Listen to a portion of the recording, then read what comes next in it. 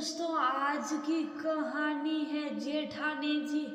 आप मेरे बेटे की शादी में मत आना, आप अशुभ हो। दोस्तों, कहानी शुरू करने से पहले अगर आपने हमारे चैनल को अभी तक सब्सक्राइब नहीं किया हो तो कर लीजिए, ताकि आपके पास पहुंच सके हर नया वीडियो। ये क्या अनर्थ कर दिया तुमने? कितनी बार समझाया है, तुम अपने कमरे से बाहर नहीं निकल सकती। घर में शुभ काम की तैयारी चल रही है, तुम अपना अशुभ साया लल्ला किसी पर मत पड़ने दो। अरे क्यों? शादी हो, घर में जितने मेहमान आए वह बातें बनाए। घर की बड़ी बहू सुशीता पावनी से गुस्से में बोल रही थी, जी दीदी, आगे से ध्यान रखूंगी। वो बस लल्ला की एक झलक देखने की ऐसा मन में ललक उठी। बस आप ही बता दे, बारात कब निकल रही?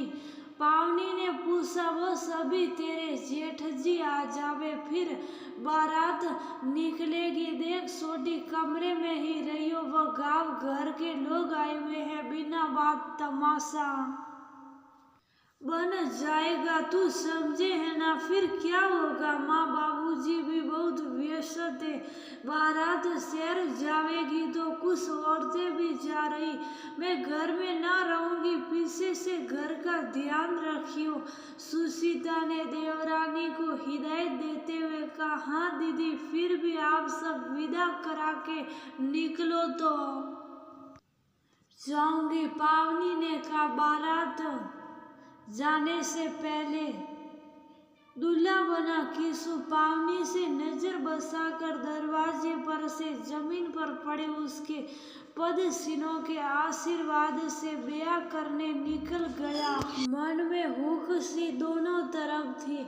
माँ, ये क्या नियम बना हुआ है? विधवा औरतें किसी शादी समारोह सटी ऐसे अच्छे माहौल में घर की कोठरी में बंद रहती है क्या? शुभ अशुभ अर्थ अनर्थ करते ये लोग। दादा दादी, ताऊ ताई जी सब मजे बीत रही होगी। वह तो बुआ दादी को इस बार न्योता भी नहीं दिए कि फूफा जी गुजर गए तो अब वह विवाह समारोह में शामिल नहीं हो सकती। बताओ भला कि शुभ से सबसे ज्यादा लाड वही करती थी,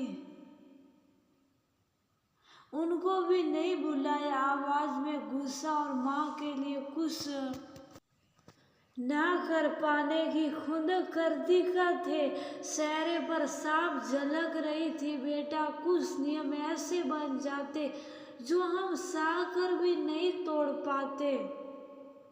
सुन तो, अभी किशु की शादी में जा, अच्छे से सब हो जाए, बस यही प्रार्थना कर रही। आज मैं कमरे से निकल किशु को देखने निकल गई थी, कहीं कोई अनर्थ ना हो जाए। हाथ जोड़कर प्रार्थना करती पावनी ने कहा। अरे करती कहाँ रह गई? जल्दी सब चले गए, हम पीछे ना रह जाए। दादी की आवाज से करती का माँ के गले लग निकल गई। शादी के बाद विदा होकर नई नवेली बहू कुंजिका के घर पहुंचने से पहले ही सुशीता ने ठाकुराइन से खबर भिजवा दिया। पावनी घर ठीक ठाक करने में व्यस्त थी। नए जोड़े के कमरे को अपनी निगरानी में बहुत अच्छे से तैयार करवा दिया था। नई दुल्हन आ गई कि शोर से पावनी जल्दी से कमरे में जाकर बंद होकर बैठ गई। बंद कमरे में भी कान नई बहू के स्वागत के रस्मों में लगा हुआ था। बस सब ठीक हो जाए, कोई अनर्थ ना हो, नहीं तो सोच के कलेजा कांप उठा। तभी उसके दरवाजे पर दस्तक हुई। कौन है? ने पूछा, माँ मैं हूँ, दरवाजा खोलो ना। सिर परिचित आवाज से वह घबरा गई। दरवाजे पर दस्तक तेज होने से उसने दरवाजा खोल दिया। सामने नया जोड़ा खड़ा था। देख वह मुंह घुमाने लगी। माँ आपके आशीर्वाद के बिना इस घर में मेरा गर्भ प्रवेश कैसे हो सकता है। कहती हुई नई बहू कुंजी का पावनी के शरणों में झुक गई। पावनी की आंखों से झर झर आंसू बहने लगे। घर में सब कानाफूसी कर रहे थे, ये क्या कर दिया। नई बहू ने आते ही अनर्थ गाँव घर में ऐसा कहीं हुआ है भला। तभी कुंजिका सबके सामने हाथ जोड़कर खड़ी हो गई। आप सब जिस रीति रिवाज की बात करके किसी को कितनी तकलीफ देते, इसका अंदाजा भी आप सबको नहीं होता। पति के ना होने से उससे ज्यादा तकलीफ किसी और को हो सकता।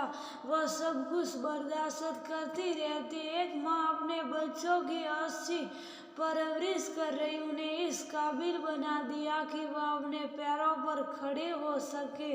किसु ने मुझे सब कुछ बता रखा था। जो माँ इतने दर्द सहकर शुभ साफ अपने बच्चों की खातिर बर्दाश्त कर रही थी, माँ की इसमें क्या गलती जो पापा उन्हें छोड़कर चले गए। आप सबसे विनती करती हूँ, इस दकियानुसी सोच को खत्म करे। जो पहले से दुखी है उसको और दुख देना कहाँ का न्याय है। मैं माँ के साथ रहकर सब रस्में करूँगी उनके आशीर्वाद के साथ, क्योंकि मेरे पति की वो माँ है और उनको मान सम्मान देना मेरा फर्ज।